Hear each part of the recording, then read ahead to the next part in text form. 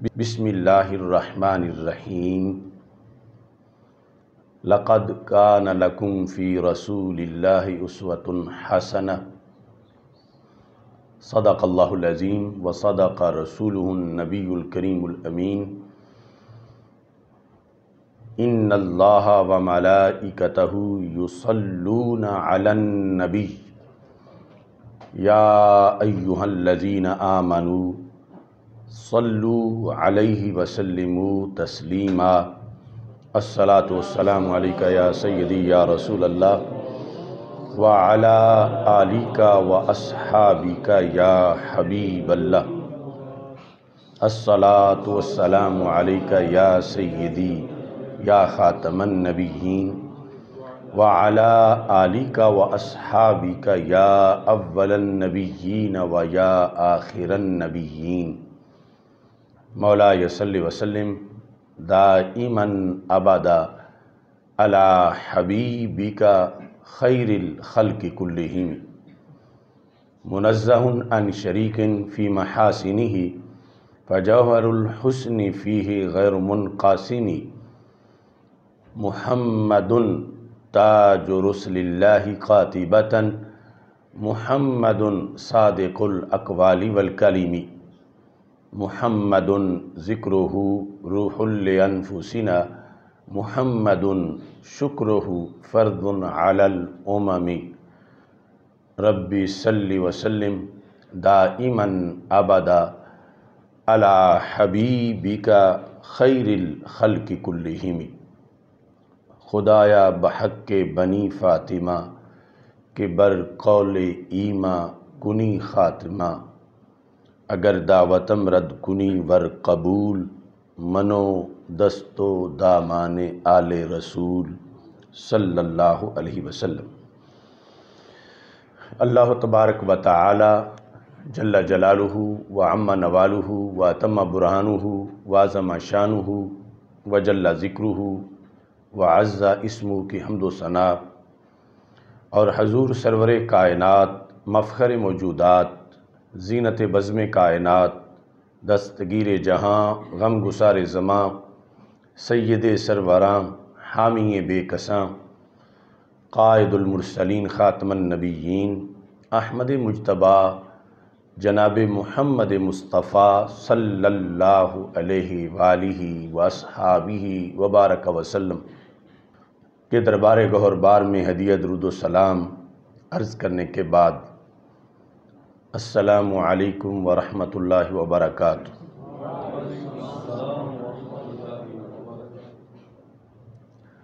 رب ذوالجلال کے فضل اور توفیق سے عقیدہ معصومیت کے لحاظ سے مسلسل گفتگو جاری ہے۔ اس سے پہلے مباحث معصومیت کانفرنس کا انعقاد کیا گیا، جس میں بندہ ناچیز نے تقریباً 3 گھنٹے اس موضوع پر کچھ اعتراضات کے جوابات پر گفتگو کی، اور اس سے پہلے معصومیت کے مختلف عنوانات پر کانفرنسز کا انعقاد کیا گیا۔ آج معصومیت اور خطائے اجتہادی اس موضوع پر آغاز کیا جا رہا ہے اس بحث کا، اور اس نشست میں ایک حصہ اس کا پیش کیا جائے گا، اور انشاءاللہ اس کے بعد مسلسل اس پر بہت سے خطابات ہوں گے۔ چونکہ معصومیت کا عقیدہ اہمیت کے لحاظ سے اتنا اہم ہے کہ جو معصوم ہیں انہیں کوئی معاذ اللہ معصوم نہ مانے تو پھر بھی جہنمی بن جاتا ہے، اور جو معصوم نہیں انہیں معصوم مانے تو پھر بھی جہنمی بن جاتا ہے۔ اس بنیاد پر اس عقیدے کی جو حدود ہیں ان کی شناخت بڑی ضروری ہے، تاکہ کوئی بھی غیر معصوم کو معصوم نہ مانے، اور جو معصوم ہیں ان کو معصوم ماننے کے لحاظ سے کسی طرح کی کوئی کمی یا تنقیص معاذ اللہ نہ کرے۔ اس وقت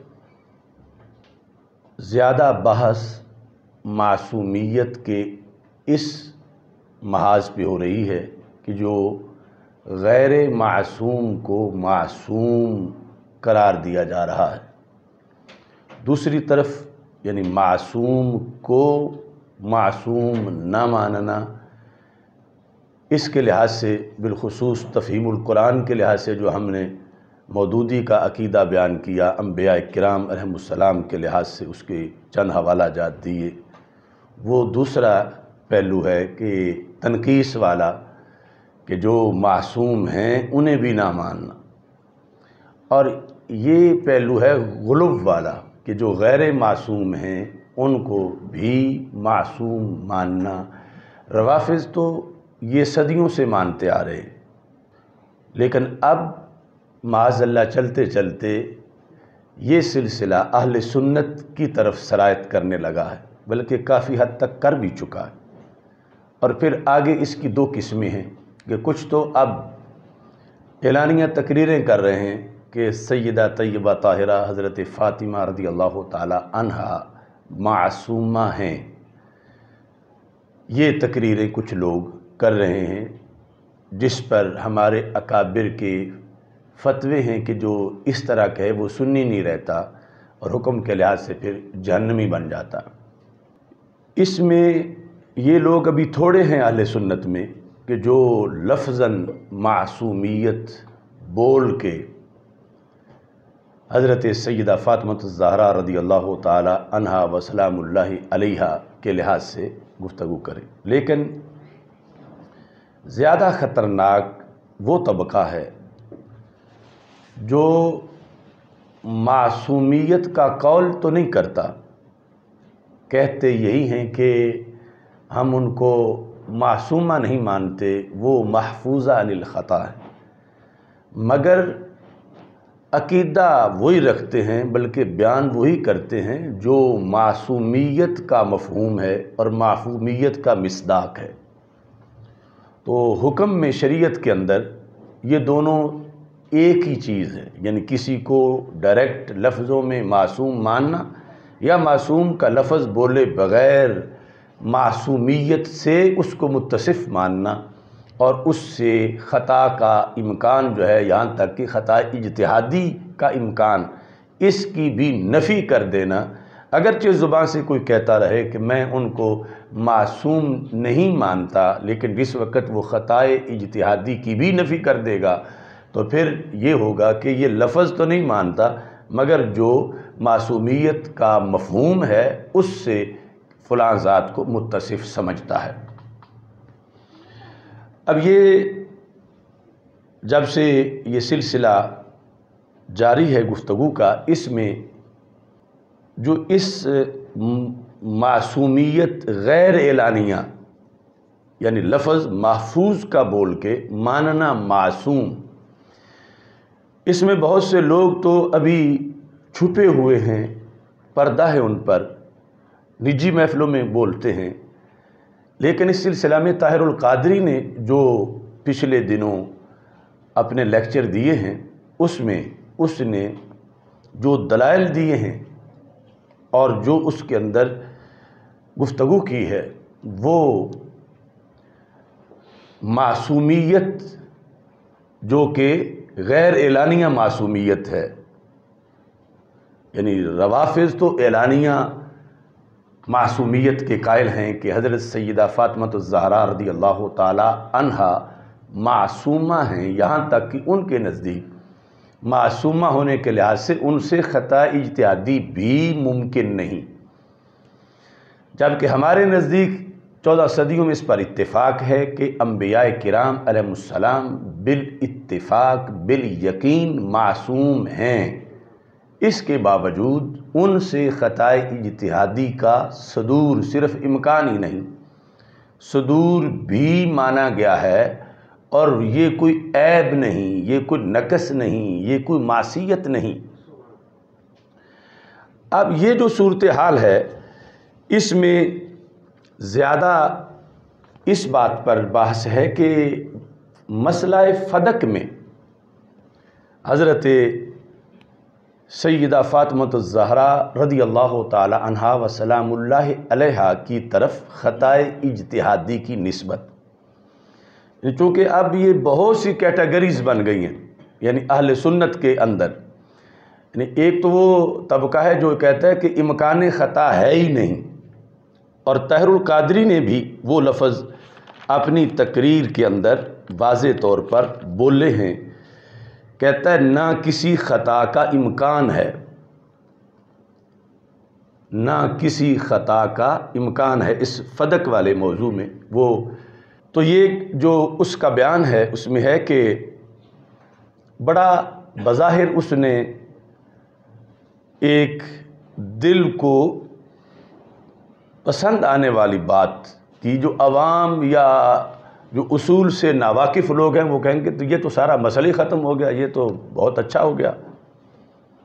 مگر نہ حدیث کے لفظ اس کی اجازت دیتے ہیں اور نہ ہی 14 صدیوں کے ائمہ کی تصریحات اس بات کی اجازت دیتے ہیں جو کہ طاہر القادری نے جہاں سے اگلی بات کا رستہ نکالا ہے۔ تو حضرت سیدہ فاطمۃ الزہرا رضی اللہ تعالی عنہا اور حضرت سیدنا صدیق اکبر رضی اللہ تعالی عنہ کا یہ جو فدق کے لحاظ سے معاملہ ہے، تو طاہر القادری اس میں یہ کہتا ہے نہ ان کے سوال میں خطا تھی، نہ سیدنا صدیق اکبر رضی اللہ تعالی عنہ کے جواب میں خطا تھی، ان کا سوال بھی یعنی سیدہ فاطمہ رضی اللہ تعالی عنہ کا سوال بھی مبنی بر حق تھا، اور حضرت سیدنا صدیق اکبر رضی اللہ تعالی عنہ کا جواب بھی مبنی بر حق تھا۔ سوال جواب میں کسی سمت کوئی خطا نہیں اور نہ کسی خطا کا امکان ہے، نہ کسی خطا کا امکان ہے، یہ اس نے الفاظ تو کہتا ہے مختصراً جواب یہ ہے کہ آپ کا سوال حق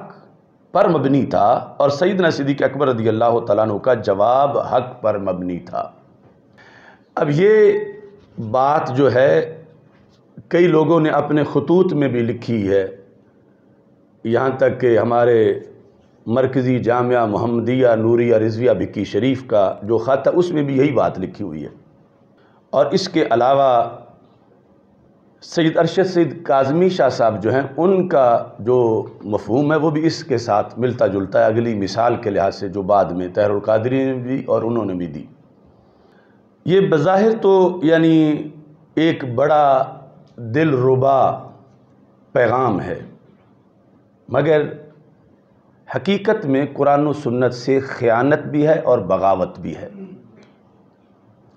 اب یہ نہیں کہ جو جس نے لکھا ہے اس پر خیانت اور بغاوت کا فٹ بھی کیا جائے، ہاں یہ شخص جو اس پر برسریام دلائل دیتا رہا، اس کا مطلب اس کو اصول کا پتہ ہے، لیکن جان بوجھ کے جس طرح اس نے درجنوں دیگر مسائل کے اندر حق کو چھوڑا ہے اور قرآن و سنت میں خیانت کی ہے، جس طرح کہ یہ کرونا کے مسائل میں ابھی وہ سارا ہمارا پروگرام منظر عام پہ نہیں آیا جس میں اس نے واضح حدیث کے لفظ جو ہے وہ چھوڑے ہیں صرف اپنا مطلب ثابت کرنے کے لیے۔ اب یہاں پر سب سے بڑا جو فطور ہے وہ اس قضیے کو لفظ سوال اور جواب سے تعبیر کرنا ہے۔ یہاں سے ایک بہت بڑی واردات کا رستہ بنایا جا رہا ہے، سوال اور جواب۔ چونکہ حدیث شریف میں جو الفاظ ہیں ان کے اندر ذکر ہے عائشہ ام المومنین رضی اللہ تعالی عنہا اخبرت ہو، حضرت عروہ بن زبیر رضی اللہ تعالی عنہ کو سیدہ عائشہ صدیقہ رضی اللہ تعالی عنہا نے یہ خبر دی، جو بخاری شریف کی حدیث نمبر 3092 ہے۔ کیا خبر دی؟ ان فاطمہ علیہ السلام ابنۃ رسول اللہ صلی اللہ علیہ وسلم سألت ابا بکر الصدیق رضی اللہ تعالی عنہ بعد وفات رسول اللہ صلی اللہ علیہ وسلم ان یقسم لها میراثها،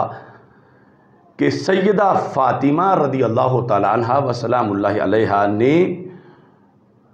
سوال کیا، سوال کیا حضرت ابو بکر صدیق رضی اللہ تعالی عنہ سے۔ اب سألت کا لفظ تو بالیقین ہے، لیکن سوال کی دو قسمیں ہوتی ہیں، ایک جو ان پڑھ پڑھے ہوئے سے کرتا ہے، شاگرد استاد سے کرتا ہے، اس کو استفسار سے تعبیر کیا جاتا ہے کہ مجھے اس مسئلے کا پتہ نہیں، مجھے یہ مسئلہ بتا دو۔ تو ظاہر ہے کہ یہاں پوچھنا تو کوئی غلطی نہیں، پوچھنا تو کوئی خطا نہیں کہ جو سوال کرے کہا جائے کہ اس نے خطا کی ہے۔ تو یہ جو سوال بمعنی استفسار ہے، جس طرح کہ طاہر القادری نے یہاں سوال کا مطلب استفسار کیا، تو اس کے بعد یہ علماء جانتے ہیں بنیادی طور پر صرف و نحو پڑھنے والے طلباء بھی کہ جو سوال ہوتا ہے یہ انشاء ہوتا ہے، اور خبر کو صدق و کذب سے متصف کیا جا سکتا ہے، انشاء کو تو سچ جھوٹ کہا ہی نہیں جا سکتا۔ سچا ہونا جھوٹا ہونا یہ خبر کی شان ہے، انشاء کی شان نہیں ہے۔ تو یہاں سے سوال کا جو لفظ تھا بالیقین، لیکن اس کا معنی غلط کر کے آگے غلط تشریح کی طرف اور پھر معصومیت کی طرف رستہ اس نے بنایا۔ حدیث کے لفظ اس کے اس معنی کو نہیں مانتے، حدیث کے لفظ انکار کرتے ہیں 100%، یعنی 1% بھی اس کا یہاں احتمال ہی نہیں کہ سیدہ فاطمہ رضی اللہ تعالی عنہا نے بندہ بھیجا ہو یا خود، جس طرح کے دونوں طرح کے الفاظ ہیں کہ سیدنا صدیق اکبر رضی اللہ تعالی عنہ سے یہ مسئلہ پوچھا ہو کہ کیا فرماتے ہیں علماء دین اس مسئلہ کے بارے میں، یہ کیا ہے، ایسا ہرگز نہیں۔ یعنی یہاں سوال استفسار نہیں، یہاں سوال جو ہے وہ حق مانگنے کے معنی میں ہے، اپنا حق موقف بنا کر دلائل تیار کر کے۔ تو ان دونوں میں فرق ہے۔ اب شاگرد کوئی استاد سے تقاضا کر رہا ہوتا ہے کہ میری فلاں چیز چادر تمہارے پاس ہے وہ مجھے دو، وہ استفسار ہوتا ہے۔ یا جو حضرت موسیٰ علیہ السلام نے رب ذوالجلال سے ارنی انظر الیک،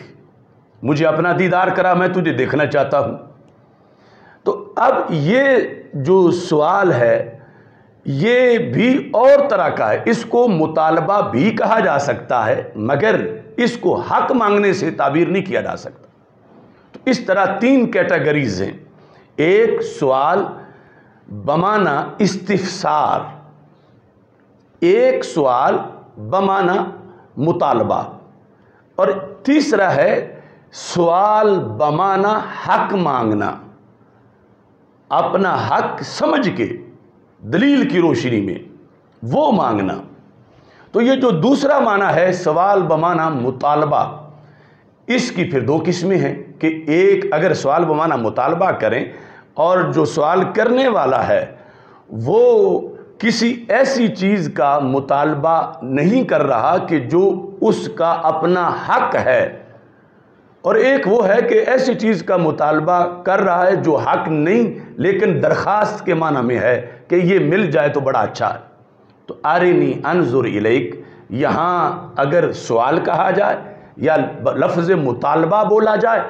تو یہ مطالبہ وہ نہیں ہے کہ کوئی حق اپنا ثابت ان کے نزدیک حضرت موسیٰ علیہ السلام کے نزدیک تھا اور رب سے اس حق کا مطالبہ کر رہے تھے، بلکہ رب ذوالجلال سے ایک درخواست کی کہ جس کا کلام اتنا میٹھا ہے اس کا دیدار کتنا لطف اندوز ہوگا۔ تو یہ صورتحال تھی۔ اب ان سے ہٹ کر یہ بات ہے یہاں پر جو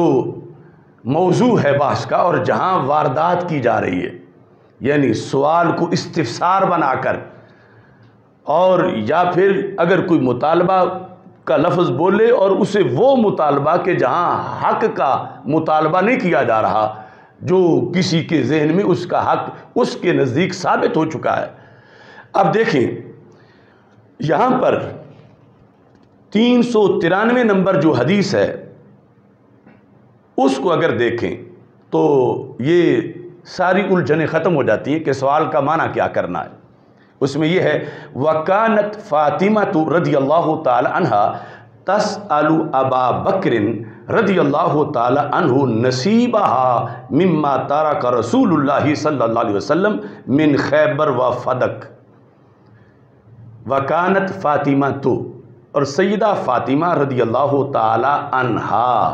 تسألو مانگتی تھیں ابا بکرن حضرت ابو بکر صدیق رضی اللہ تعالیٰ عنہ سے کیا نصیبہ اپنا حصہ۔ اب یہ ہے سوال اس طرح کا،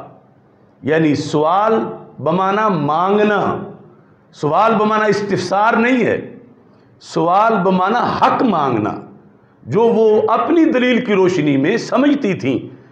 کہ یوصیکم اللہ فی اولادکم للذکر مثل حظ الانثیین جب قرآن میں آیا ہے، قوم میں سمجھتی تھی کہ جیسے باقی امت کو خطاب ہے، سرکار دو عالم صلی اللہ علیہ وسلم کو بھی خطاب ہے، جیسے کتب علیکم الصیام میں روزہ باقی امت پہ فرض کیا گیا تو سرکار دو عالم صلی اللہ علیہ وسلم پہ بھی فرض کیا گیا،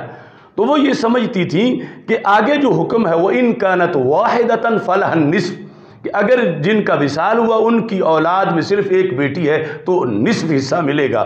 تو وہ یہ سمجھتی تھی قرآن کی آیت ہے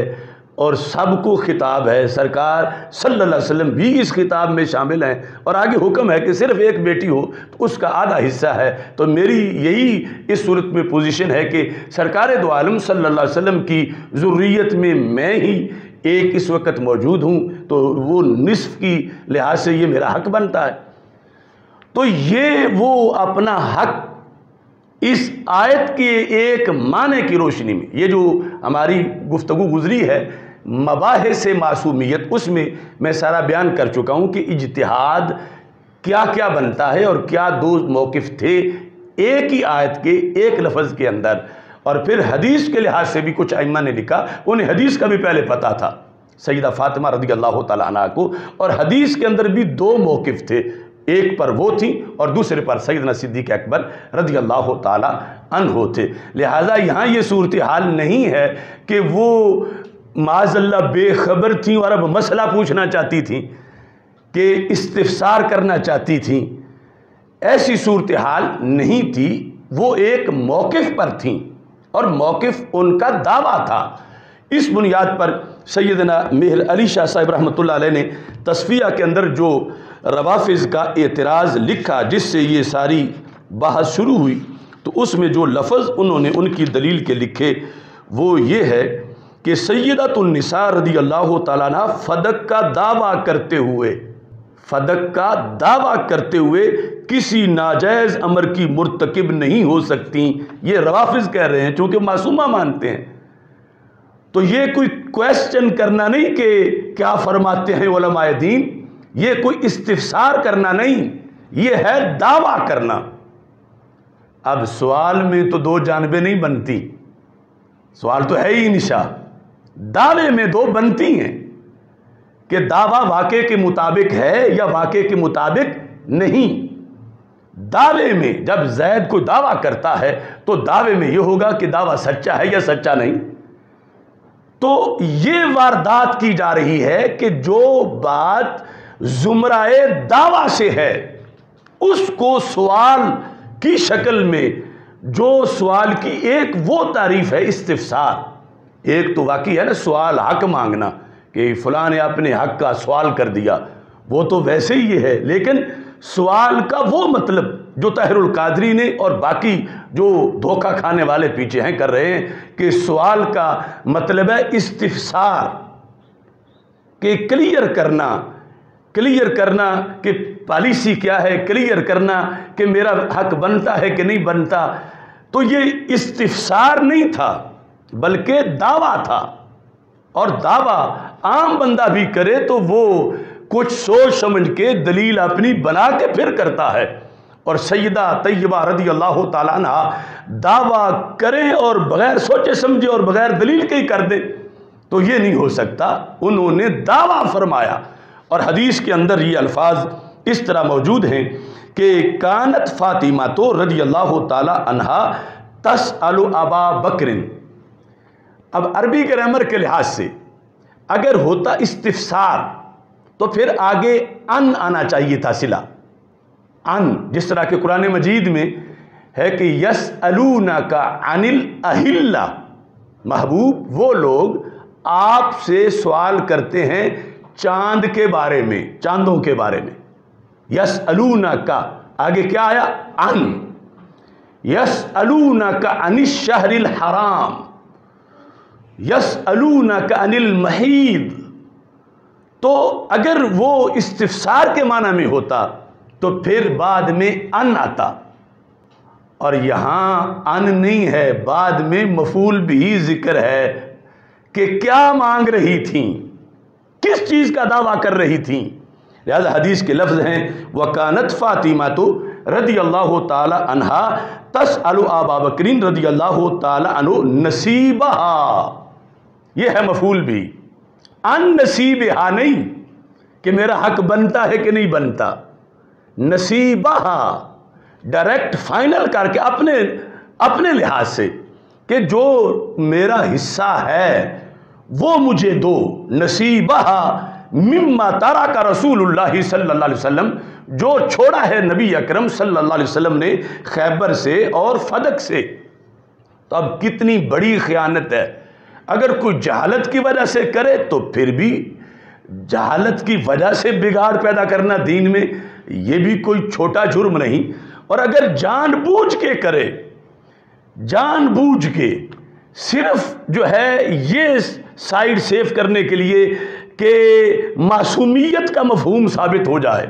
ان کی طرف خطا کا امکان نہ آئے اور اس کو انشاء بنا دیا جائے، کیونکہ انشاء میں تو عام بندہ بھی بول لے تو خطا نہیں ہوتی، نہ اس کا صفت ہے خطا اور ثواب. مثال کے طور پر کوئی بندہ پوچھتا ہے کسی سے کیا زید کھڑا ہے، تو اب یہ تم نہیں کہہ سکتے تو جھوٹ بول رہا ہے. کیوں؟ وہ تو سوال کر رہا ہے. یہ سچ جھوٹ ہوگا جب خبر ہوگی. کوئی کہتا ہے زید کھڑا ہے، اب واقع میں بھی کھڑا ہے تو سچ ہے، واقع میں کھڑا نہیں تو یہ گفتگو جھوٹ ہے. تو سوال کی صورت ہوتی ہے انشاء کی صورت. تو اس بنیاد پر وہ کھینچ کے اس کو سوال کی طرف، دعوے سے ہٹا کر سوال کی طرف لے جا رہا ہے تاکہ خطا کہنے کی نوبت ہی نہ رہے اور آگے معصومیت ثابت ہو جائے، جس کا اس نے ان لفظوں میں یہ کہہ دیا کہ یہ کوئی خطا نہیں اور نہ کسی خطا کا امکان ہے، نہ کسی خطا کا امکان ہے. تو یہ ہے روافض کا عقیدہ کہ سیدہ فاطمہ رضی اللہ تعالی عنہا معصومہ ہیں، وہاں تو خطا کا امکان ہی نہیں ہے. اور دوسری طرف حضرت صدیق اکبر رضی اللہ تعالیٰ عنہ غیر معصوم ہیں، تو وہاں وہ کہتے ہیں سارا پھر خطا کا پہلو اس طرف تھا اور معاذ اللہ پھر ظلم کا قول کرتے.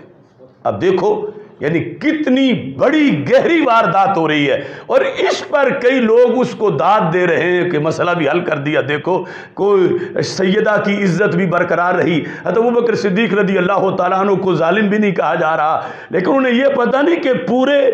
دین پر حملہ کیا جا رہا ہے، حدیث پر، اور سارا جو 14 صدیوں میں اہل سنت کے ائمہ کا نظریہ ہے اس پر حملہ کیا جا رہا ہے. اب حدیث جو ہے اس میں ان نہیں، نصیبہ، یہ ایک جگہ نہیں، یہ میں سینکڑوں جگہ سینکڑوں کتابوں سے دکھا سکتا ہوں. وہ مجھے ایک جگہ سے بھی نہیں دکھا سکتا، ایک جگہ سے بھی کہ یہاں سوال استفسار کے معنی میں ہے. بلکہ دوسری جگہ تو ہے ہی یہ طالبت، انہوں نے طلب کیا، نصیبہ اپنا حق، طالبت. اور اس بنیاد پر جو سب سے پہلے لفظ ہیں ان میں جو حدیث نمبر 392 ہے کہ سالت ابا بکر بعد وفات رسول اللہ صلی اللہ علیہ وسلم ان یقسم لہا میراثہا، کہ انہوں نے یہ مطالبہ کیا کہ جو وراثت ہے رسول پاک صلی اللہ علیہ وسلم کی وہ تقسیم کرو. اب مسئلہ نہیں پوچھا، پھر ہونا چاہیے تھا ان، اور ان عین والا، یہ ان مصدریہ ہے، این یقسما کہ تقسیم کریں، جس کا یعنی مصدری معنی ہوگا کہ انہوں نے تقسیم کا مطالبہ کیا. تقسیم کا کہ رسول پاک صلی اللہ علیہ وسلم کا جو ترکہ ہے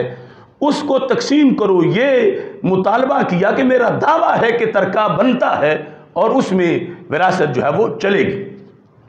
ایسے ہی جب اس حدیث شریف کے لحاظ سے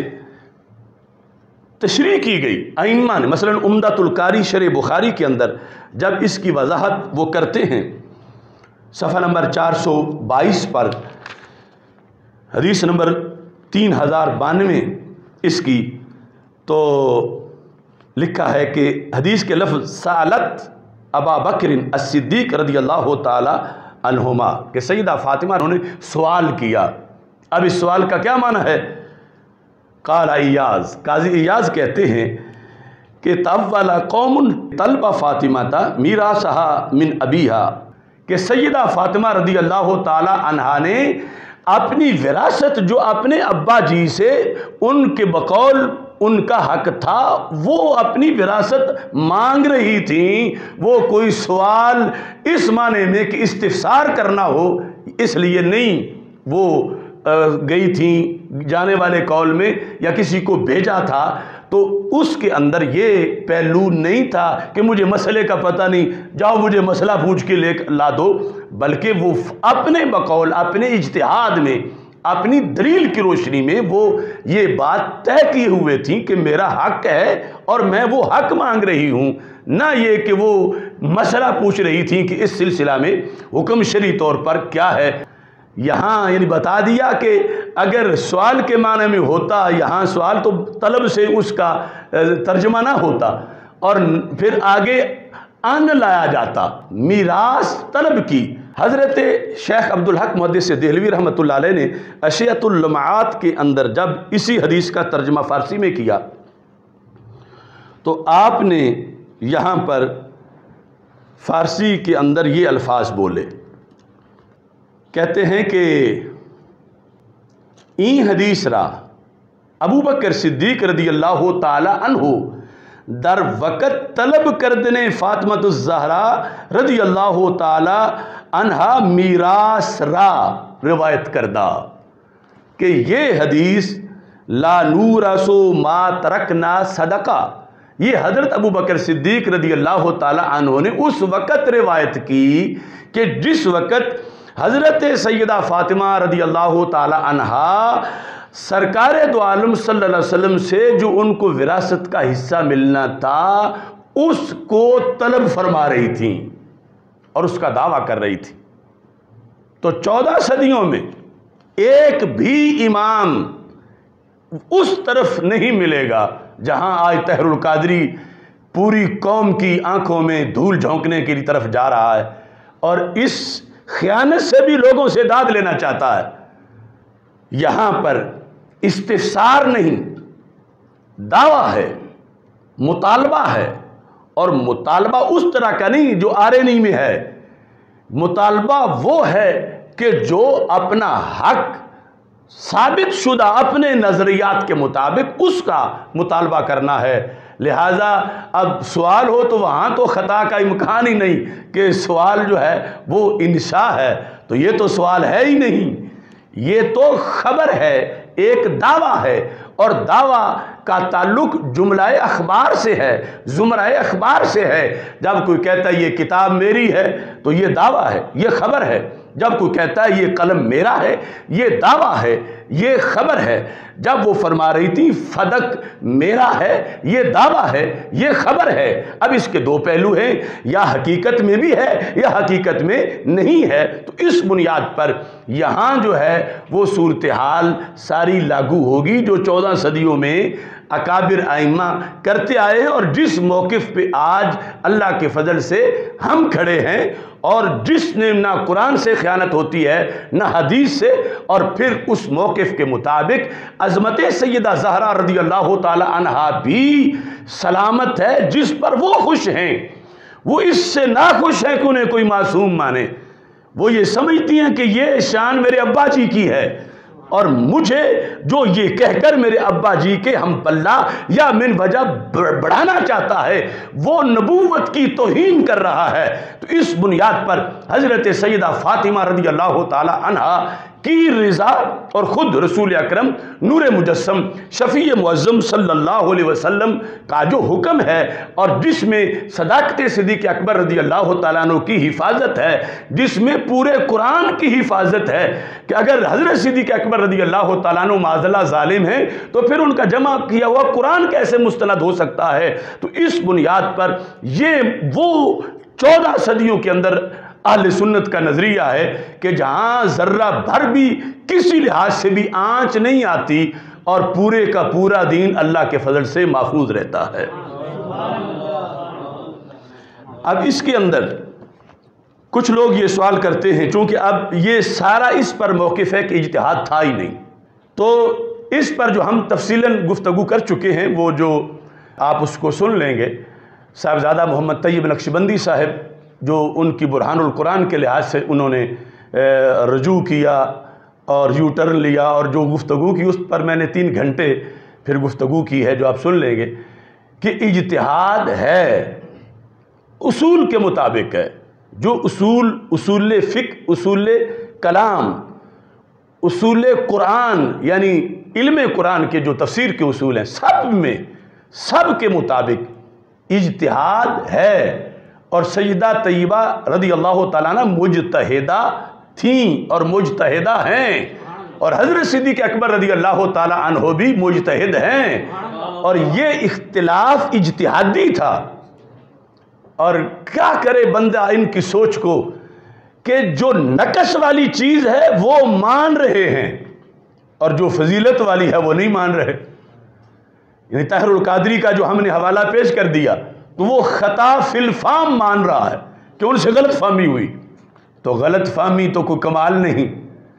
غلط فہمی پہ تو کوئی ثواب نہیں، غلط فہمی کے لیے تو کوئی میرٹ نہیں کہ اتنا پڑھے تو پھر غلط فہمی کر سکتا ہے، وہ تو بچہ بھی کرتا ہے، وہ تو عام بندہ بھی کرتا ہے، مگر خطا فی الاجتہاد مجتہد ہی کرتا ہے، اور غلط فہمی عیب ہے، یعنی خطا فی الفہم عیب ہے، اور خطا فی الاجتہاد عیب نہیں، گناہ نہیں، بلکہ بخاری شریف میں رسول پاک صلی اللہ علیہ وسلم کا فرمان ہے اذا اجتہد فاخطأ فلہ اجر۔ یہ اجتہاد کے سٹیٹس کا اعزاز ہے، عام بندے کے لیے نہیں، کہ مجتہد نے جب اجتہاد کیا اور اس میں اس سے خطا ہو گئی یا اس نے خطا کر دی، جان بوجھ کے نہیں، دلائل میں پورا زور لگایا، مگر پھر بھی نتیجہ ظاہر ہے کہ ایک سائیڈ ہی درست ہونا ہے، دوسری سائیڈ پہ خطا ہونی ہے، تو اس سے خطا ہو گئی، تو رسول پاک صلی اللہ علیہ وسلم فرماتے ہیں وہ پھر بھی اس کی کوشش رائے گاہ نہیں گئی، دوسرا جو درست فیصلہ کرنے والا اس کے لیے 2 اجر ہیں، اور جس نے خطا کیا 1 اجر پھر بھی اس کا ہے۔ یعنی ہم اس موقف پر ہیں کہ جہاں سیدہ رضی اللہ تعالی عنہ کی طرف عیب کی نسبت نہیں، نقص کی نسبت نہیں، اور وہ چیز منسوب ہے جو مجتہد کے شایان شان ہے، اور وہ بھی عارضی طور پر اگلے لمحے یہ حدیث سنتے زائل ہو گئی، اور اس پر اجر و ثواب ہے۔ اور ان لوگوں کی تقریریں سن لو یا ان کے وہ تحریریں دیکھ لو، اس میں سیدہ پاک کے کھاتے میں وہ چیز ڈال رہے ہیں جو بالیقین عیب ہے، بچہ اس کو عیب سمجھتا ہے، اور اس کے لیے یہ نہیں کہ سارے قرآن کا ماہر ہو اور ساری احکام کی حدیثیں بھی اس کو آتی ہوں اور پھر اس کے عمل کو غلط فہمی کہیں گے، نہیں، وہ تو عام بندہ جیسا بھی ہے، جتنا ان پڑھ ہے، وہ کہے گا مجھے غلط فہمی ہو گئی ہے، مگر جو خطا فی الاجتہاد ہے یہ تب کسی کا منصب بنے گا پہلے مجتہد ہوگا تو پھر یہ منصب بنے گا۔ تو یہاں اجتہاد تھا، تو اس اجتہاد کے لحاظ سے اس پر امت کا اجماع ہوا، جس کو سینکڑوں ہمارے اکابر نے لکھا ہے کہ وہ اجتہاد جو تھا اس میں حق پر حضرت صدیق اکبر رضی اللہ تعالیٰ عنہ تھے۔ یہ پیر میر علی شاہ صاحب نے بھی کہا کہ یہ مولا علی بھی مان گئے کہ حق یہی ہے، اس لیے تو اپنے عہد حکومت میں، عہد خلافت میں انہوں نے وہ فیصلہ نہیں بدلا جو حضرت صدیق اکبر رضی اللہ تعالی عنہ کا تھا، کیونکہ اس کو مانا ہوا تھا، حق مانا ہوا تھا، تو اب کیسے تبدیل فرما دیتے؟ تو یہ یعنی اصل کے اندر صورتحال ہے۔ اور اس میں یہاں سے جو کچھ لوگ کہتے ہیں پہلے تو یہ پھر ثابت کرنا پڑے گا کیا وہ مجتہدہ تھیں؟ یہ باقاعدہ لوگوں نے کہا ہے، آن دا ریکارڈ ہے کہ تم جس سمت ہو کہ خطا اجتہادی ہے تو پہلے تو ان کا مجتہد ہونا ثابت کرو۔ تو میں نے کہا یہ ہے مقام افسوس، اگر رسول اکرم صلی اللہ علیہ وسلم کے بدن مبارک کا ٹکڑا وہ مجتہدہ نہیں تو پھر مجتہد ہوگا کون؟ اور اس سلسلہ میں ایک غلط فہمی لوگوں کو ہوتی ہے، وہ بھی میں اس دلیل سے دور کرنا چاہتا ہوں کہ جس وقت اجتہاد کسی مسئلے کے اندر چل رہا ہے اور مجتہد اجتہاد کر رہا ہے، اس مسئلے میں اس کا مجتہد ہونا ضروری ہے۔ یہ نہیں کہ پورے دین کے لحاظ سے وہ اجتہاد کے منزل پہ قائم ہو، اس مسئلے کے لحاظ سے بطور خاص وہ اتنا سپیشلسٹ ہو کہ اس کے سارے پہلو اس کو پتہ ہوں، تو اس سے بھی کام چل جاتا ہے، اس پر بھی اس عمل پر اجتہاد کا لفظ بولا جاتا ہے۔ تو یہ جو تیسری جلد ہے روضۃ الناظر و جنت المناظر، اس کے صفحہ نمبر 963 پہ یہ لکھا ہے وَلَيْسَ مِنْ شَرْطِ الْاجْتِهَادِ فِي مَسْأَلَةٍ بُلُوغُ رُتْبَةِ الْاجْتِهَادِ فِي جَمِيعِ الْمَسَائِلِ، کہ کسی ایک مسئلہ کے اندر اجتہاد کی شرط پائی جانا کسی بندے کے اندر، اس میں یہ نہیں کہ بلوغ رتبۃ الاجتہاد فی جمیع المسائل، اس کو سارے مسائل میں ہی اجتہاد کا سٹیٹس حاصل ہو، یہ شرط نہیں۔ اگر ہو جائے تو نور علی نور ہے، لیکن اگر نہ بھی ہو تو جو مسئلہ زیر بحث ہے اس میں جب اس کو سٹیٹس اجتہاد کا میسر ہے تو یہاں پر اختلاف کو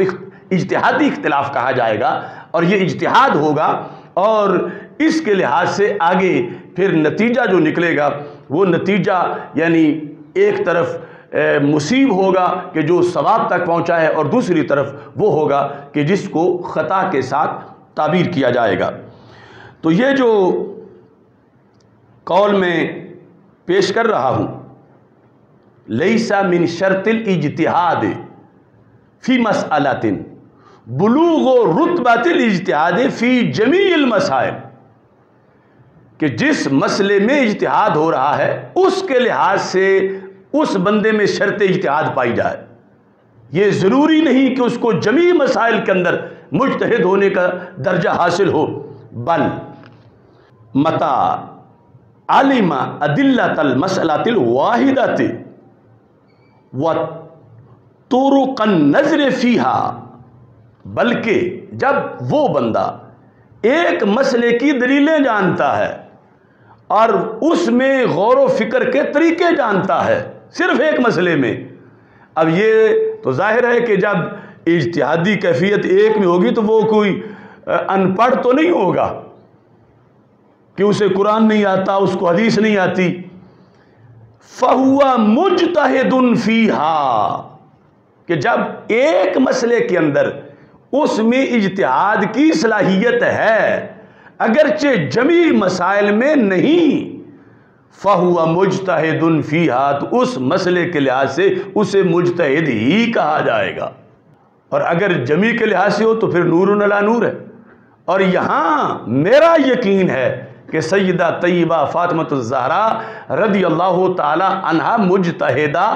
تھیں جمیع مسائل کے لحاظ سے، چونکہ وہ تو آگے وقت نہ ملا، چونکہ جوں لمبی عمر تھی جن کی ان سے سوال پوچھے گئے انہوں نے جواب دیے۔ مثلا سیدہ عائشہ الصدیقہ رضی اللہ تعالی عنہا، آپ کو ایک لمبا زمانہ ملا جس میں صحابہ تابعین نے آپ سے سوال کیے، آپ نے جواب دیے، اور ایک بہت بڑا ذخیرہ آپ کے فتاویٰ کا بن گیا، کیونکہ وہ وقت آپ کو اتنا ملا۔ اور ادھر سیدہ فاطمہ رضی اللہ تعالی عنہا بھی اگر اتنے سال زندہ رہتی تو پتہ نہیں کتنی جلدوں میں وہ فتاویٰ بن جاتے کہ جو آپ ارشاد فرماتی۔ تو یہاں تو وقت ہی صرف 6 مہینے کا، اور وہ بھی بیماری کی حالت میں، تو اس بنیاد پر مجتہدہ وہ بالیقین ہیں، اور یہ علیحدہ بات ہے کہ اس اجتہاد کے علم کا اظہار کتنا ہوا ہے اور کتنے اس کے مواقع بنے ہیں۔ اب یہ جو اصول میں نے بتایا، یہ ایسا نہیں کہ یہ اصل کتاب جو ہے نا فقہ حنبلی کی ہے، کہ کوئی کہے کہ یہ ابن قدامہ حنبلی ہے اور فقہ حنبلی کا اصول آپ پیش کر رہے ہیں، تو یہ جو اصول ہے نا یہ فقہ حنفی کا بھی ہے،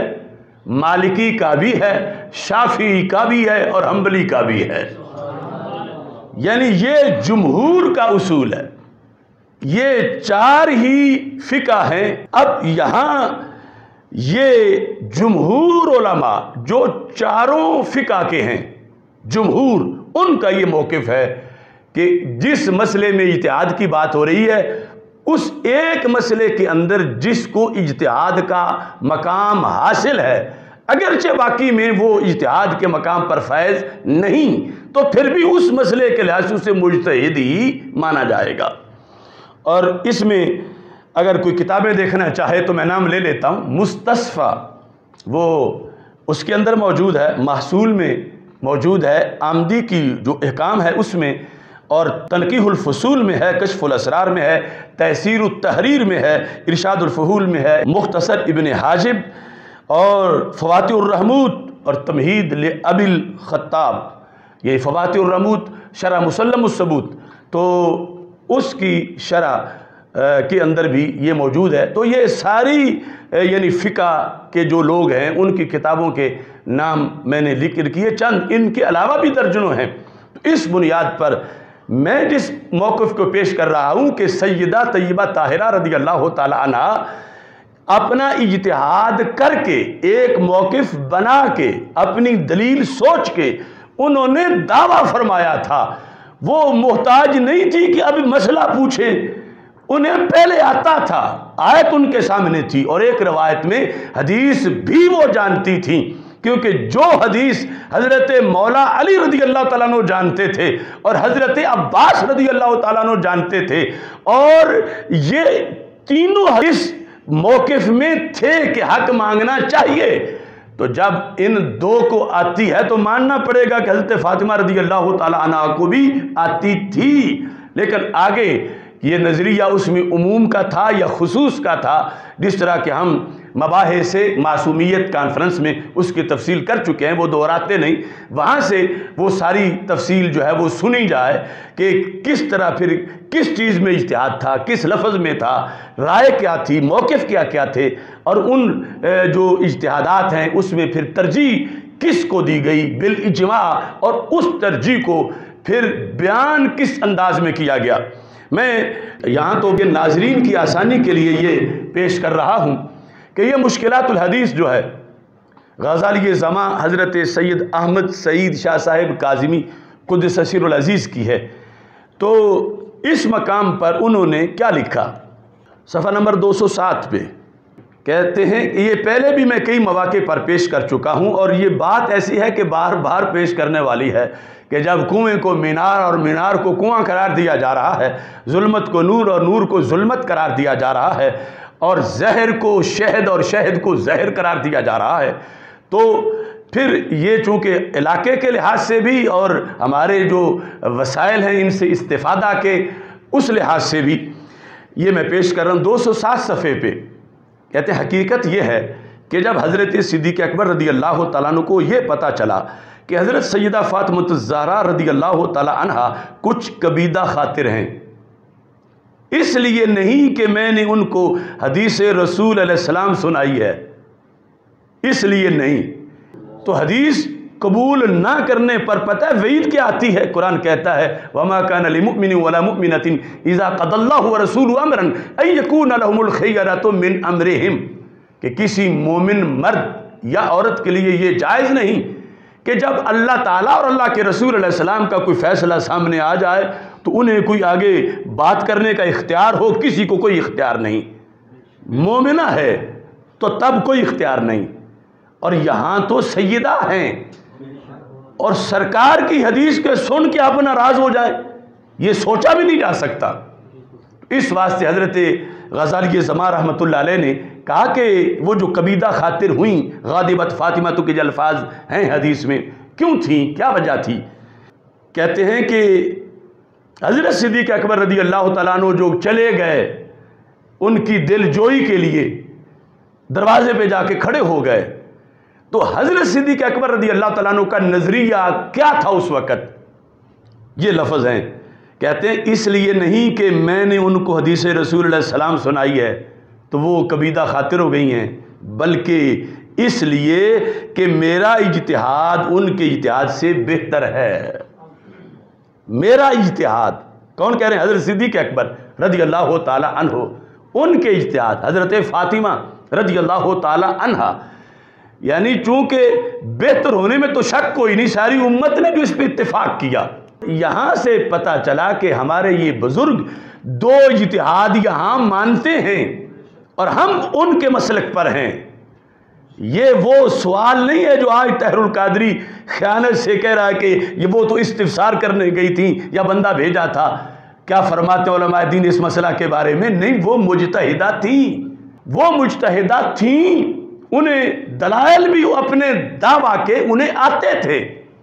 یعنی یہ جو سوال استفسار کے معنی میں یہاں لیا جا رہا ہے اس کے لحاظ سے، لیکن یہاں تو آگے ہے نصیبہ، کہ وہ طالبہ فرما رہی تھی، دعویٰ کر رہی تھی کہ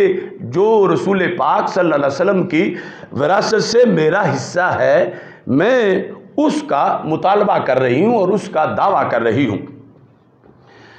اب اس کے اندر یہ پھر آگے بات چل ہی نہیں سکتی کہ دونوں طرف ہی صحیح ہے، یہ وہ مقام نہیں۔ ہاں ایسا ہوتا ہے، ہمارے پاس مثالیں ہیں کہ دونوں طرف ہی کہو یہ بھی ٹھیک ہے یہ بھی ٹھیک ہے، مگر وہ مقام جدا ہیں جہاں ایسا کہنا ضروری ہوتا ہے۔ یہ وہ مقام نہیں، یہ مقام ہے مقام اجتہاد، اور ہمارا 14 صدیوں میں یہ اصول ہے کہ اجتہاد کے دو مرحلے ہیں، ایک ہے ابتدا، دوسرا ہے انتہا۔ تو ابتدا میں دونوں ہی حق پہ ہوتے ہیں، کیونکہ کسی کے دل میں بھی لالچ نہیں ہے، کسی کے دل میں بھی دنیا نہیں ہے، کسی کے دل میں بھی ہرس نہیں ہے، یہ ہے دونوں ہی حق پر ہیں،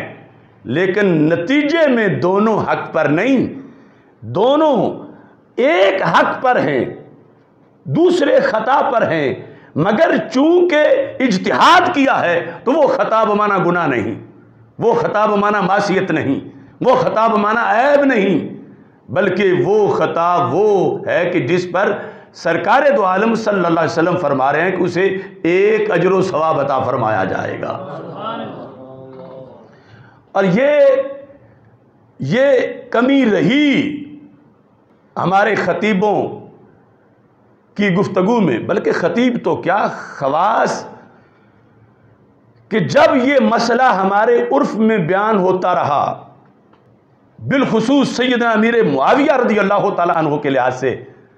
اور سیدہ عائشہ صدیقہ رضی اللہ تعالیٰ عنہ کے لحاظ سے،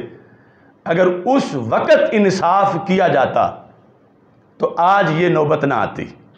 آج مسئلہ پہلے ہی واضح ہوتا عوام میں۔ اس وقت دھوکہ دیا گیا، کیسے؟ حق کو بول کے یہ تاثر دیا گیا کہ یہ حق باطل کے مقابلے میں ہے، حالانکہ وہاں حق باطل کے مقابلے میں نہیں تھا، حق خطا کے مقابلے میں تھا جو اجتہادی ہے۔ طاہر القادری نے 30-35 سال لگائے ہیں اس بات پر کہ یہ بیان کر کے کہ جو جملہ صحیح ہے لیکن اس کا تأثر جو دیا، آج اس کا نتیجہ سامنے ہے کہ حضرت مولا علی رضی اللہ تعالیٰ عنہ سے جس نے بھی اختلاف کیا تو حضرت مولا علی رضی اللہ تعالیٰ عنہ حق پر تھے، یہ جملہ صحیح ہے۔ یعنی وہ سیدہ عائشہ صدیقہ رضی اللہ تعالیٰ عنہ کا اختلاف ہو یا سیدنا امیر معاویہ رضی اللہ تعالیٰ عنہ کا اختلاف ہو، مگر یہاں مجمع عام کو یہ نہیں بتایا گیا کہ یہ حق وہ نہیں جو باطل کے مقابلے میں ہوتا ہے،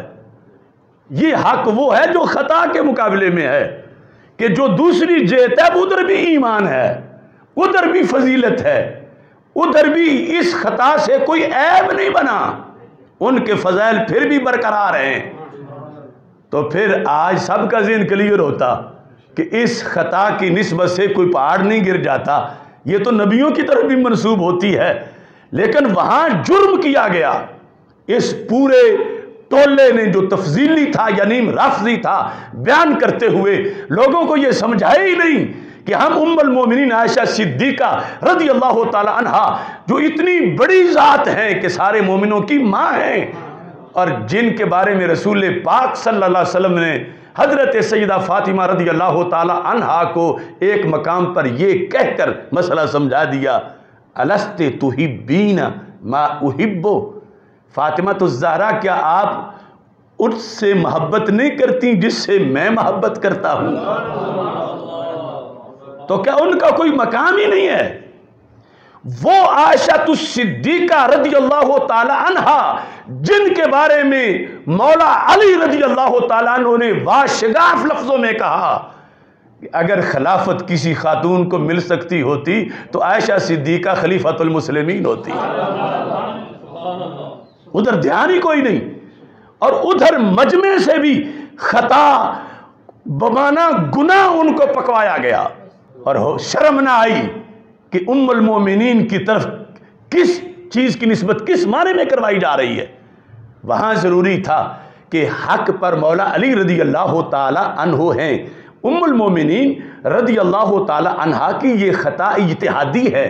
عیب نہیں، نقص نہیں، اس سے ان کی فضیلت میں کوئی فرق نہیں آیا، اور یہ وہ چیز ہے جو نبیوں کی طرف بھی منسوب ہوتی رہی ہے۔ اب بیلنس ہوتا کہ سننے والوں کو پتہ چلتا کہ عائشہ صدیقہ رضی اللہ تعالی عنہا نے اختلاف کر کے اور جو وہ حق کے مقابلے میں دوسری طرف تھیں تو پھر بھی کوئی جرم نہیں ہو گیا تھا۔ یہ حق وہ نہیں ہے کہ یا یہ وہ درست جو کہ کسی قصور کے مقابلے میں ہو، کسی باطل کے مقابلے میں ہو، کسی گناہ کے مقابلے میں ہو،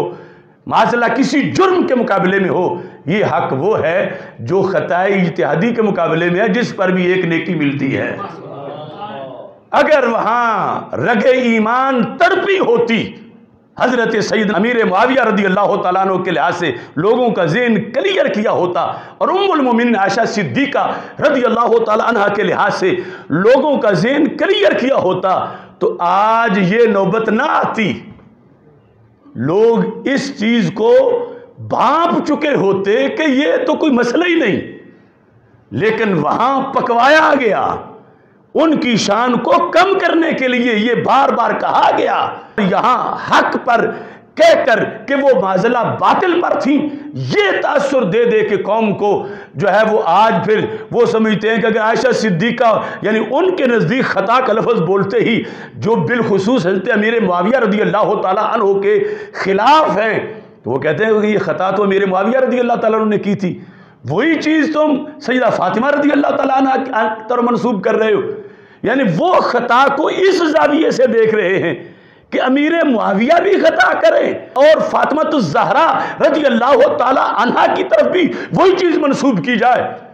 تو اگر کلیئر کیا ہوتا کہ امیر معاویہ رضی اللہ تعالی عنہ کی طرف خطا کی نسبت سے کوئی پہاڑ نہیں ٹوٹا، ان کی فضیلت میں کوئی فرق نہیں آیا، وہ پھر بھی صحابی رسول علیہ السلام ہے اور اس سے انہیں ایک ثواب ملا ہے، اور یہ کہا جاتا کہ یہ تو وہ چیز ہے جو نبیوں کی طرف بھی منسوب ہوئی ہے، لیکن اس سے پھر ان کا مقصد پورا نہیں ہوتا تھا کہ وہ ڈی گریڈ کرنا چاہتے ہیں امیر معاویہ رضی اللہ تعالیٰ عنہ کو خطا کی نسبت کر کے۔ تو آج وہ پھر تڑپ اٹھے کہ ہم ان کو ڈی گریڈ کرنے کے لیے خطا کی نسبت کر رہے تھے، تو شاید اس نے بھی ڈی گریڈ کرنے کے لیے خطا کی نسبت کر دی ہے، تو واللہ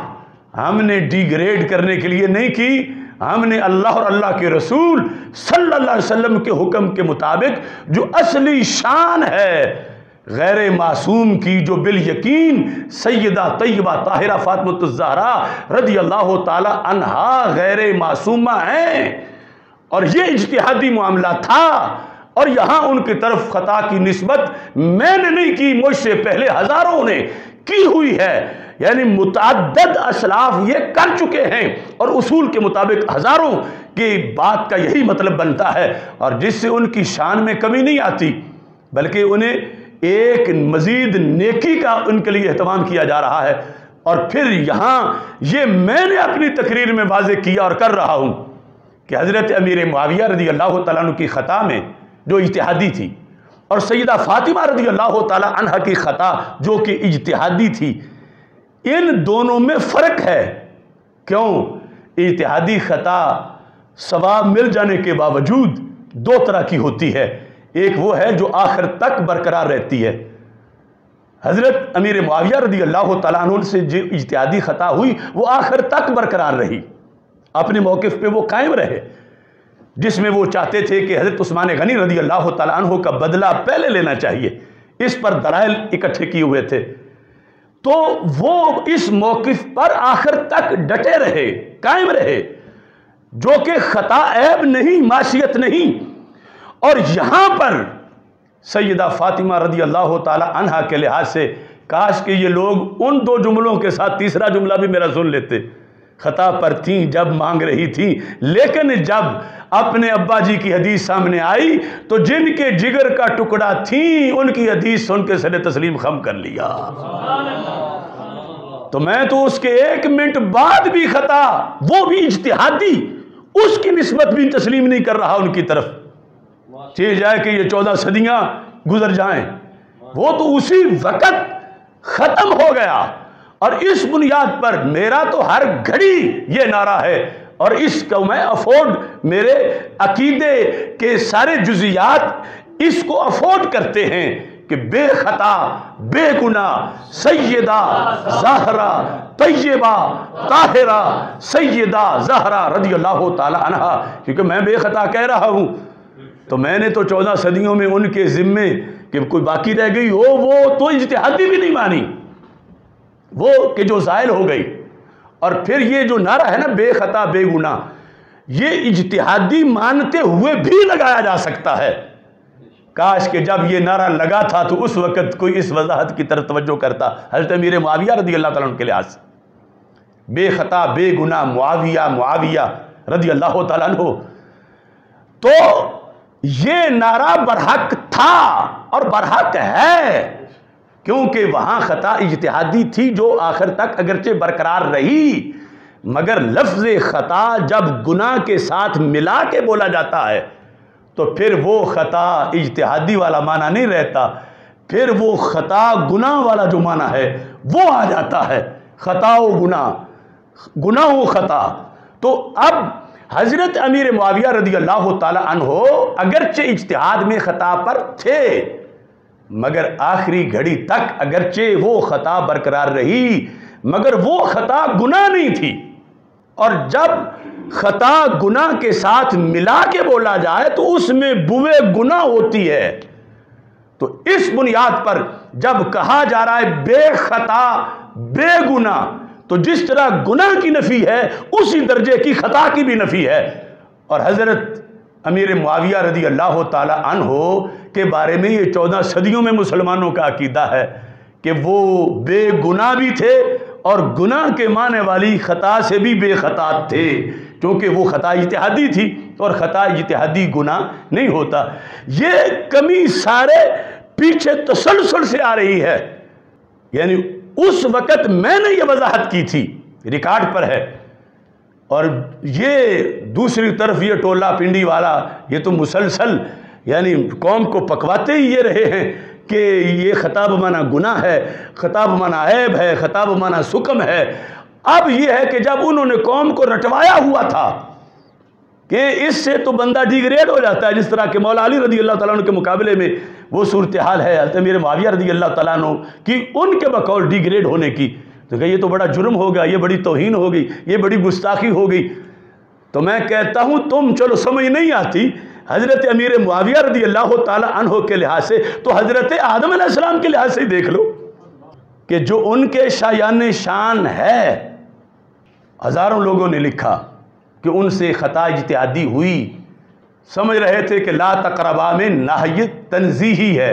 لیکن تنزیہی نہیں تھی تحریمی۔ یہ ایک ہی آیت میں 2 چیزیں تھی جن میں اجتہاد کیا، تو خطا اجتہادی ہو گئی۔ تو اب اگر قوم کا ذہن اس طرح تیار کیا ہوتا اس وقت بھی حضرت امیر معاویہ رضی اللہ تعالیٰ عنہ کے مسئلے پر بھی،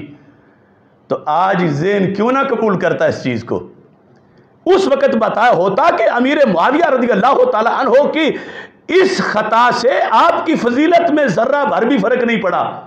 کیونکہ یہ خطا عیب نہیں، یہ خطا تو انبیاء کی طرف بھی منسوب ہوئی ہے، انبیاء سے بھی اس کا وقوع ہوا ہے۔ یہ بتاتے تو ان کا باطل مذہب پروان نہیں چڑھتا تھا۔ اب آج جس قوم کو انہوں نے خطا بمانا جرم پکوایا ہوا ہے، خطا بمانا گناہ پکوایا ہوا ہے، یہاں بھی اجتہاد کے اندر بھی، تو قوم ان کا گریبان پکڑنے کو ہے۔ اور پھر یہ اب کیسے پیچھے ہٹیں اس کو گستاخی کہے بغیر، کیونکہ ایک جھوٹ کے تحفظ میں پھر کئی جھوٹ بولنے پڑتے ہیں۔ خشت اول چون حد میں مار کج تا سریا میر رود دیوار کج۔ آج یہ 14 صدیوں کے اسلاف کے عقیدے پہ پانی پھیرنا چاہتے ہیں اس بات میں کہ ہم سیدہ پاک رضی اللہ تعالی عنہا کی عقیدت رکھتے ہیں، محبت رکھتے ہیں، ہم یہ نہیں مانتے، یہ نہیں کہتے، یہ جائز نہیں ہے۔ ادھر 14 صدیوں کے ائمہ پر کوئی فتویٰ لگ جائے، لازم آ جائے، یہ ان کو ہوش نہیں، لیکن اپنی غلطی کہ حضرت امیر معاویہ رضی اللہ تعالی عنہ اور حضرت عائشہ صدیقہ رضی اللہ تعالی عنہا کے معاملے پر جب یہ قوم کو بتایا تھا کہ حق پر مولا علی رضی اللہ تعالی عنہ تھے، اور دوسری طرف خطا تھی، مگر وہ جرم نہیں تھا، وہ نقص نہیں تھا، وہ عیب نہیں تھا، وہ فضیلت کے منافی نہیں تھا، وہ ایک نیکی کا مستحق ہونا تھا، اور یہ وہ چیز تھی جو انبیاء علیہ السلام سے بھی اجتہادی خطا کا وقوع ہوا ہے۔ تو پھر آج مسئلہ نہ بنتا۔ اب یہ بگاڑ جو وہ لوگ خود پیدا کرتے رہے معاشرے میں، لیکن ہمارا تو کام ہے وَمِمَّنْ خَلَقْنَا أُمَّةً يَهْدُونَ بِالْحَقِّ وَبِهِ يَعْدِلُونَ۔ عدل کرو، عدل کرو، عدل کرو، چونکہ اہل عدل اہل سنت ہیں، اہل ظلم اہل سنت نہیں، اہل عدل اہل سنت ہیں۔ تو اس کی بنیاد پر جب حضرت سیدنا علی المرتضیٰ رضی اللہ تعالی عنہ جن مسائل میں جہاں ذکر ہوا کہ وہ حق پر تھے، جب وہاں مقابل جو بھی ہیں ام المومنین بھی ہوں تو توہین نہیں ہو رہی، تو آج کیوں توہین سمجھی جا رہی ہے؟ آج کس لیے توہین سمجھی جا رہی ہے جبکہ وہ چیز ایسی ہے جو نبیوں کی بھی شان ہے؟ اور اگر توہین سمجھی جا رہا ہے تو یہی رافضیت ہے، کیونکہ رافضی جو ہیں وہ غیر نبی کو نبی کے برابر سمجھتے ہیں بلکہ اوپر سمجھتے ہیں۔ اپنے لحاظ سے جو ان کا موقف ہے وہ نبی سے بھی اوپر کا بنتا ہے، کیونکہ ہمارا تو یہ ہے کہ خطا اجتہادی عیب نہیں، اور اس کا وقوع مشروط طریقے سے کچھ وقت کے لیے اس کی نسبت انبیاء علیہ السلام کی طرف ہو سکتی ہے، لیکن روافض کے نزدیک معصوم کی تعریف میں یہ داخل ہے کہ معصوم سے اجتہادی خطا بھی نہیں ہو سکتی۔ تو روافض معصوم کو نبی سے اوپر مانتے ہیں، تو روافض سیدہ پاک رضی اللہ تعالی عنہا کو نبوت سے اوپر مانتے ہیں، اور ان کے نزدیک توہین بن رہی ہے، ان کے نزدیک۔ لیکن وہ ہم ان سے جب بات جو پچھلی کانفرنس میں نے ایک حوالہ پیش کر دیا ہے نہج البلاغہ کا کہ یہ جسے تم توہین کہہ رہے ہو یہ تو فرمان مولا علی رضی اللہ تعالیٰ عنہ کا ہے نہج البلاغہ میں، اب اس کا جواب دو۔ ان سے تو ہم ہزارہا ہمارے پاس طریقے ہیں، مگر اصل یہ اپنا ٹولہ جو ان کا کام کر رہے ہیں، ان کے لیڈر کہہ رہے ہیں کبھی تاریخ میں اہل سنت نے اتنا رد عمل نہیں ظاہر کیا تھا جتنا اب کیا ہے، لہذا ہمیں کوئی ضرورت نہیں، چپ کر کے بیٹھو، ہماری ڈیوٹی وہ دے رہے ہیں۔ یہ جواد نقوی اور ان کے لیڈر، ان کی تقریریں نیٹ پہ آ چکی ہیں۔ تو جو کمی تھی جس طرح کی وہ کمی دور کرو، کفارہ ادا کرو۔ پنڈی ٹولہ یا وہ جو سارے داتا صاحب کے نام پہ بٹھا کے سواریاں گامے شاہ اتارتے ہیں، وہ توبہ کر کے واپس آئیں اور اس مسلک پر جو 14 صدیوں میں ہے، اور لوگوں کو پہلے یہ پکائیں، پڑھائیں، پکوائیں کہ جس وقت ہم خطا کی نسبت کرتے رہے حضرت ام المومنین رضی اللہ تعالی عنہا کی طرف، تو تمہارے ذہن میں اگر ان کی کوئی کمی آئی ہے شان کی تو توبہ کرو، اس سے کمی نہیں آتی، یہ عیب نہیں ہے، یہ فضیلت ہے، یہ تو ایک ثواب ہے۔ اور جب ہم تمہیں کہتے رہے کہ حضرت امیر معاویہ رضی اللہ تعالی عنہ جو خطا پر تھے حضرت مولا علی رضی اللہ تعالیٰ عنہ کے مقابلے میں، تو اس خطا سے مراد یہ نہیں تھا کہ ان کی کوئی شان تھوڑی ہو گئی تھی، یا ان کی فضیلت گھٹ گئی تھی، یا یہ کوئی عیب تھا، یا یہ کوئی گناہ تھا، یا یہ کوئی معذلہ جرم تھا۔ یہ کفارہ وہ سارا ٹولہ ادا کرے تو پھر قوم کو بھی پتہ چلے گا کہ ہمیں زہر دیا گیا تھا، اور شکر ہے مرنے سے پہلے دوائی دینے والے آ گئے۔ تو یہ ہے کہ اصل میں یعنی جو گستاخی بنائے ہوئے ہیں، کیوں بنائے ہوئے ہیں کہ پہلے ان کو اس مسئلے کی وضاحت دوسری جگہ جو پکوائی ہوئی تھی، اب وہ وہاں سوچ کے جب ادھر دیکھتے ہیں تو ان کو غصہ آتا ہے کہ ہمیں تو پکوایا گیا تھا کہ خطا اجتہادی بڑا جرم ہوتا ہے، معاذ اللہ۔ اب وہی خطا اجتہادی ادھر بھی ہے، لہذا ہم نہیں مانتے کہ خطا اجتہادی کی۔ اب وہ ادھر سے ان کی پڑھائے ہوئے سبق کی وجہ سے مجبور ہیں، اور سامنے سے شریعت روک کے کھڑی ہے کہ اگر کہتے ہو کہ خطا اجتہادی بھی نہیں ہو سکتی تو پھر کفر ہوگا، کیونکہ وہ غیر معصومہ ہیں، اور غیر معصومہ سے خطا اجتہادی کا امکان بھی ہوتا ہے، وقوع بھی ہو سکتا ہے۔ تو یہ صورتحال ہے کہ جس میں آج ہم موجود ہیں، اور اللہ تعالیٰ کا کروڑوں بار شکر ہے کہ اس صورتحال کے اندر اللہ نے ہمیں حق رستے کے انتخاب کی توفیق عطا فرمائی ہے، اور حق پر قائم رہنے کی توفیق عطا فرمائی ہے۔ اس کے ساتھ ہی میں ایک دلیل بہار شریعت کی ذکر کر کے اپنی بات ختم کرتا ہوں۔ اب یہ بہار شریعت جو ہے یہ تو کوئی اجنبی کتاب نہیں ہمارے اہل سنت کے لحاظ سے، ہر امام خطیب کی چھوٹی لائبریری ہے یا بڑی ہے تو یہ ضرور وہاں جلوہ گر ہوتی ہے، اور باقی شریعت کی بہار ہے۔ اور مجھے بہت سے ائمہ کے یہ فون آئے، اس لحاظ سے یعنی پیغام آئے کہ ٹھیک ہے آپ کے پاس دلیلیں اور بڑی ہیں لیکن کوئی بہار شریعت سے بھی دلیل دے دو۔ یعنی ہر ایک کا اپنا اپنا ذوق ہوتا ہے، یعنی انہیں یہ ہے کہ جب ہم سے کوئی پوچھے گا تو اپنی لائبریری سے بہار شریعت تو دکھا دیں گے، اگرچہ بخاری سے ہم نہ بھی دکھا سکیں یا کسی اور سے بہار شریعت سے تو دکھا دیں گے۔ تو اس بنیاد پر بھی، اور پھر یہ بھی انہوں نے کہا کہ اب بڑے لوگ اگر بھول جائیں تو بھول جائیں، ہم نے جب نماز کا مسئلہ بہار شریعت سے بتانا ہوتا ہے تو معصومیت کا بھی ہم نے بہار شریعت سے ہی بتانا ہے۔ تو اس بنیاد پر یہ جو مکتبۃ المدینہ کی چھپی ہوئی ہے 3ری جلد، اس کے اندر یہ مسئلہ واضح طور پر لکھا ہوا ہے، جس میں 1099 صفحے پر ایک قانون لکھ کے اس کی انہوں نے وضاحت کی، اور وہ قانون ہمارے اصول کی کتابوں میں واضح موجود ہے۔ وہ قانون کیا ہے؟ الاجتہاد لا ينقض بالاجتہاد، کہ ایک اجتہاد دوسرے اجتہاد کو توڑ نہیں دیتا۔ ایک اجتہاد کہا جائے ادھر بھی تو اجتہاد ہے نا، تو یہ قانون ہے کہ ایک اجتہاد کتنی بڑی شخصیت کا ہو دوسرے اجتہاد کو نہیں توڑ سکتا، جبکہ دوسرا جو ہے وہ حق پر ہے۔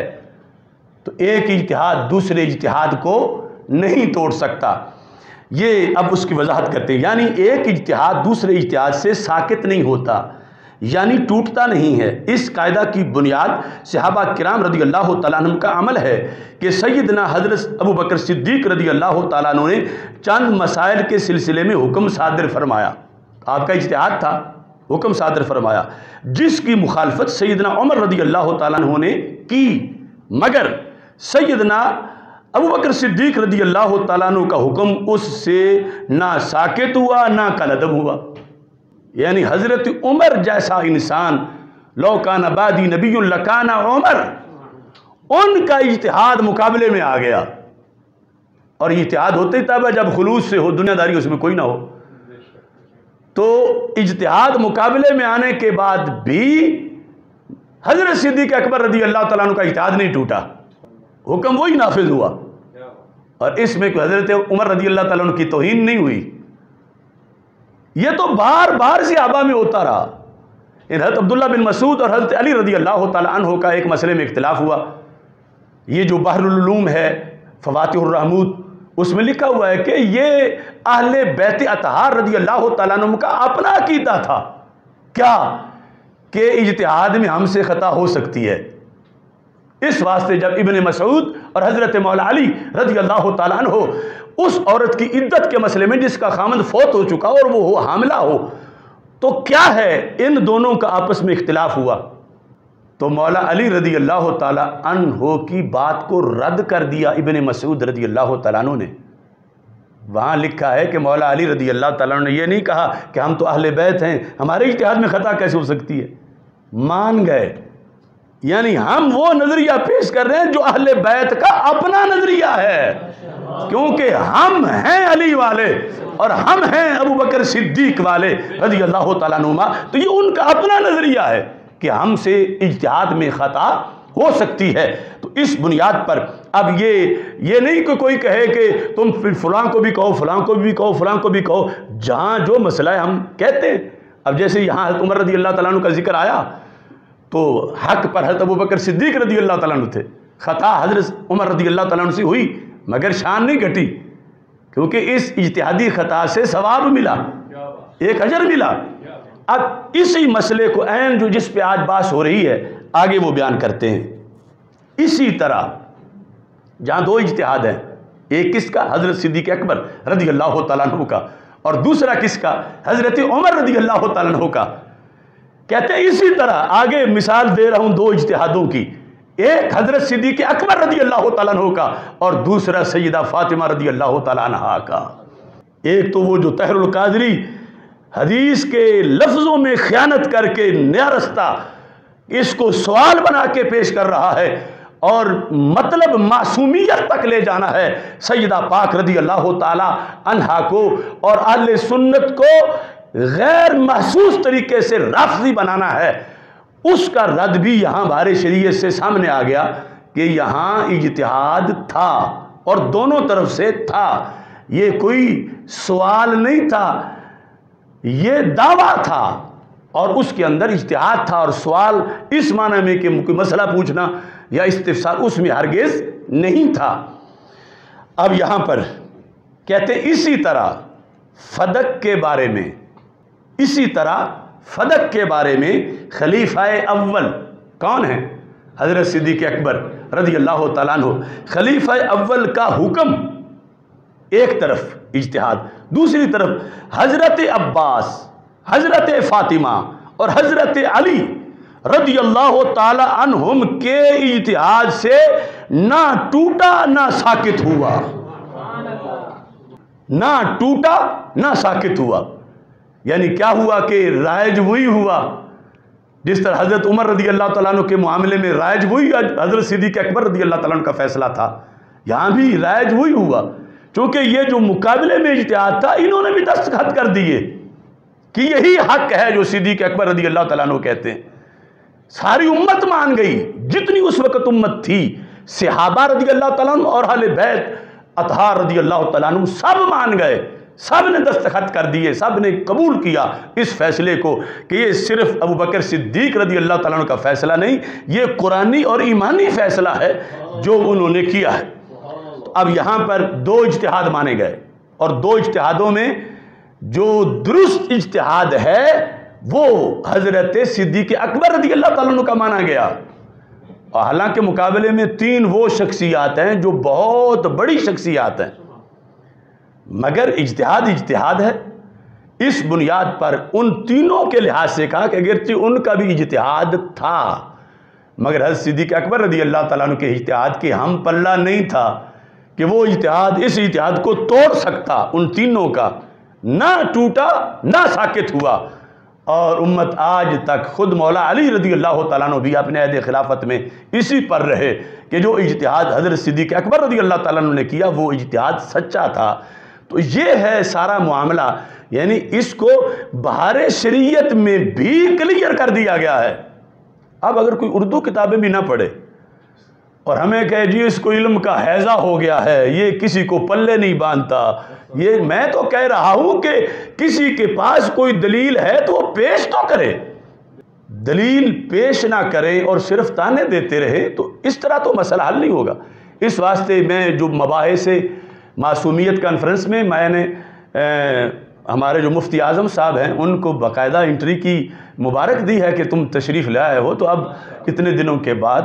تو اب آپ جاؤ اپنی کوئی دلیل پیش کرو کہ کیا کرنا ہے. اگر یہاں خطا کی نسبت کرنا خطا ہے تو وہ کیا معاملہ ہے. اس لحاظ سے میرا پیغام بھی ان تک یقیناً اب پہنچ چکا ہوگا. تو یہ پہلی نشست تھی اس مسئلہ کی جو بورڈ تم سامنے پڑھ رہے ہو، اور اس پر بہت سی نشستیں انشاءاللہ کریں گے.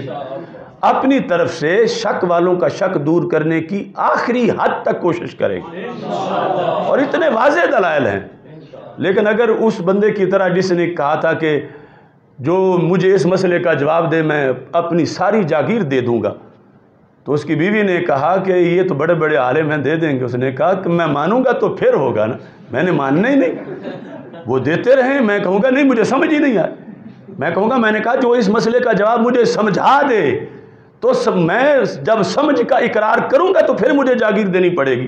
تو میں جب کہوں گا کہ مجھے سمجھ نہیں آئی، تو اگر ایسا معاملہ نہ ہو تو یقیناً جتنے گھنٹے آپ حساب لگائیں کتنے ہم مسلسل کتنے دنوں سے بیان کر رہے ہیں،